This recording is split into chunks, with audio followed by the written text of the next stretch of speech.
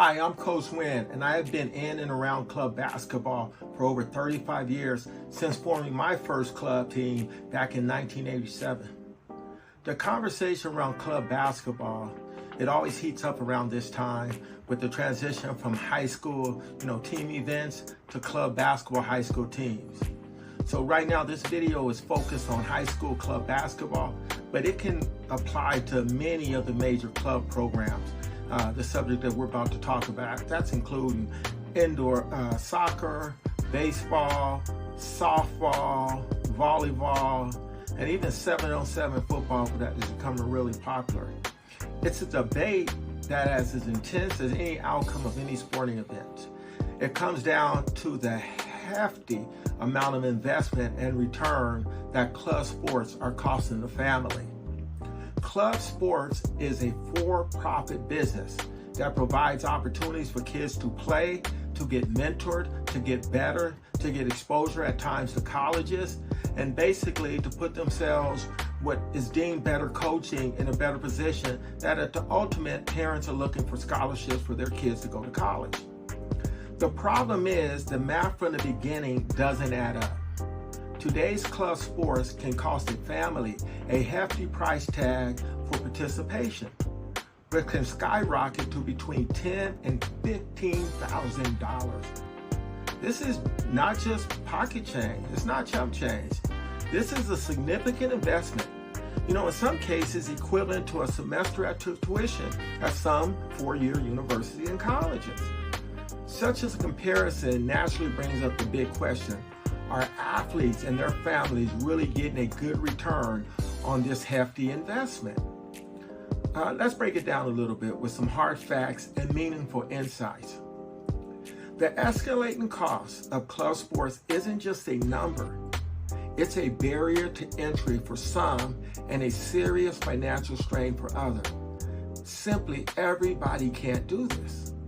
A 2019 survey by the Aspen Institute found that the average family spends over $3,000 per year on youth sports, with some families spending as much more when they have multiple kids at multiple levels and all playing club.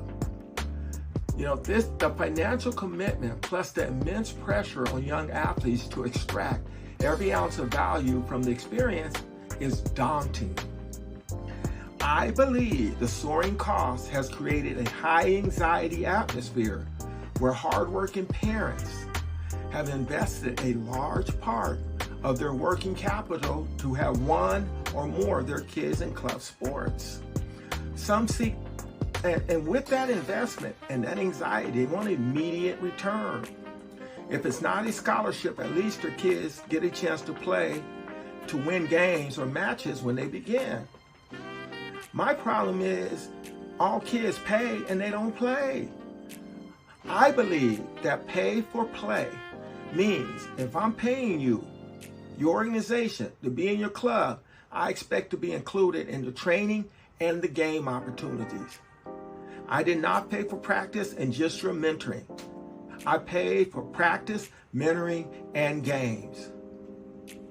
I would not go to McDonald's, pay for cheeseburger, and don't get to eat it.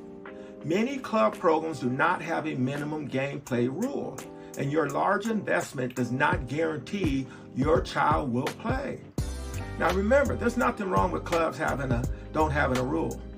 The problem lies when the parents who believe there are rules in place, or their kid isn't going to get to play. Then they pay $3,000 or $4,000, they start going to games, and the kids don't play. Then they're frustrated, then they're angry.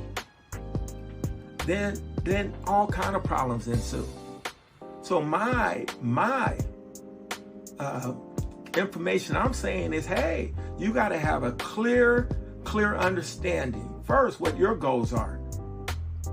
Okay, and do your goals align with the club that you're going to join? If it's to be seen, make sure they're going to give you an opportunity to be seen.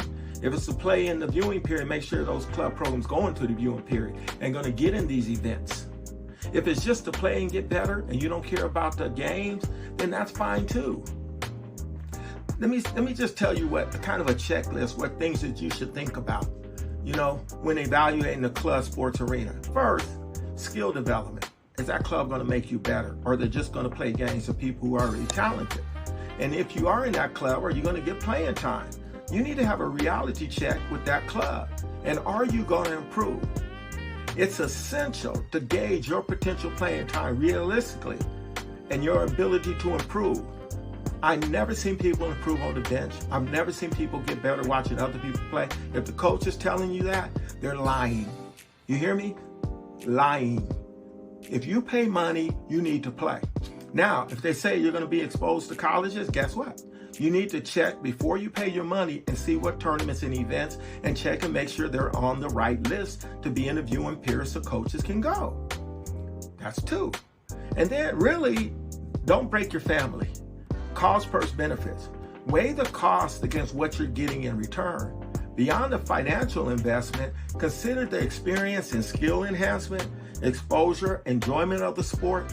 It's about more than just the money. It's about your growth and your happiness. Okay? But no one can be happy if you're taking food off the table to play for club practices. Can't pay the bills at the end of the month because you just put $600 to help your kids. There's other ways to do it. Look for alternatives, possibly more cost-effective avenues to achieve your goals. School teams, local leagues, developmental programs can offer competitive play and exposure without breaking the bank. I know people who have ruined their households besides putting this money in here, and they hate it because they didn't even get the results that they wanted. Okay? Talk to your club organization.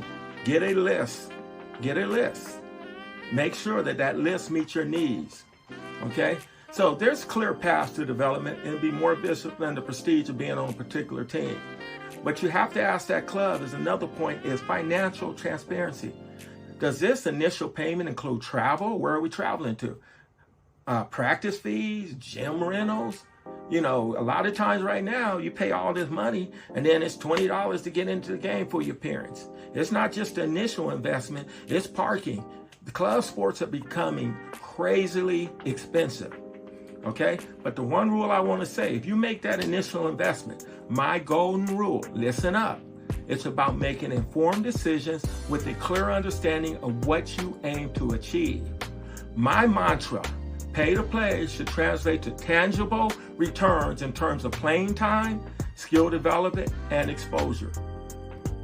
If your past experience haven't lived up to this standard, it might be time to reassess your commitment and explore options that better align with your goals and your financial reality.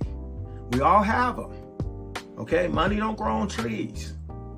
In summary, joining the club sport is a decision that merits as much thought and planning as any other strategy, financial strategy. It's crucial to ensure that your investment, both in time and money, is positioned to offer you personal and athletic growth.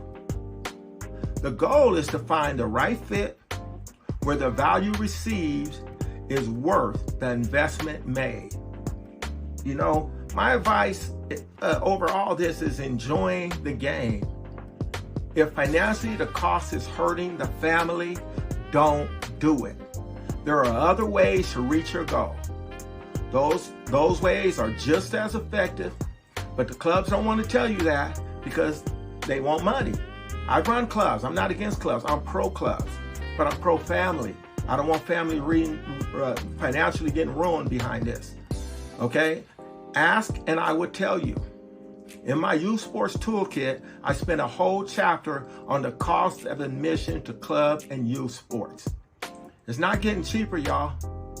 It's becoming more and more expensive.